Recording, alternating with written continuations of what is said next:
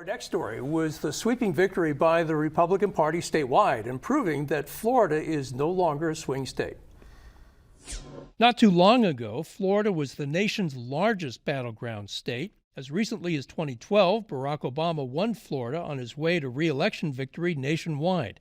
But with the Republican Party surpassing Democrats' historical advantage in voter registration 3 years ago and having a million voter advantage on Election Day this year, Donald Trump won in Florida by 13% over Kamala Harris. Republicans were able to flip 6 counties that Joe Biden had won just 4 years ago: Hillsborough, Pinellas, Miami-Dade, Osceola, Seminole, and Duval.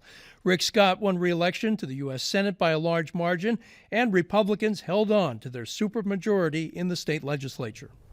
Steve, why was the victory by the Republicans so decisive? Kamala Harris got a really late start. Everything was working against her. You know, she won 6 counties, 6 out of 67. That's not very good. The Republicans have this growing big advantage in voter registration in the state.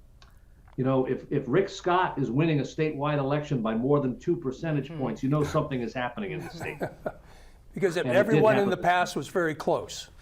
That's right. I mean, he won by the skin of his teeth 3 times.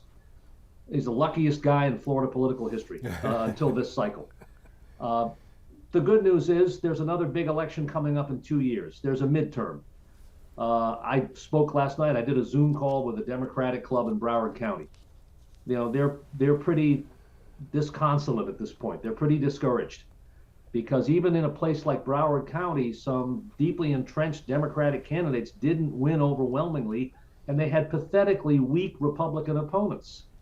So there's something happening in this state. We're moving, if we haven't already, we're moving from red to crimson.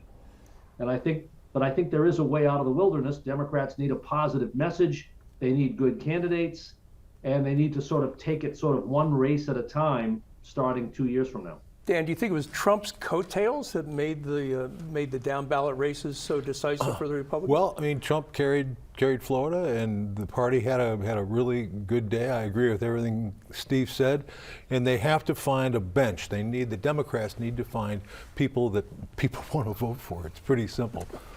Yeah.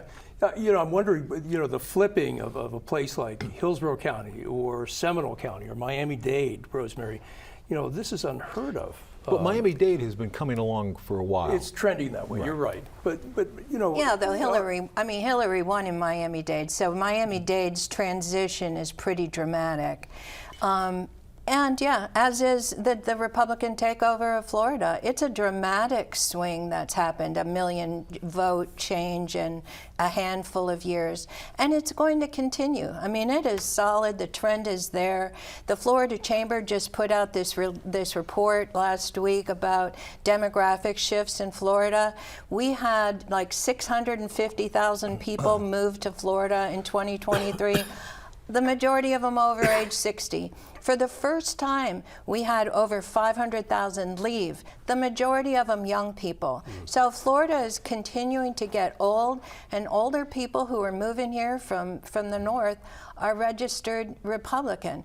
The one good news, I think, coming out of the election was in the primary, where the school board candidates, the Moms for Liberty candidates, pretty much went down in defeat. In Hillsborough County, in Pinellas County, Sarasota County, Moms for Liberty got squished. So there was some good news for Democrats in the election. Well, let's talk about it.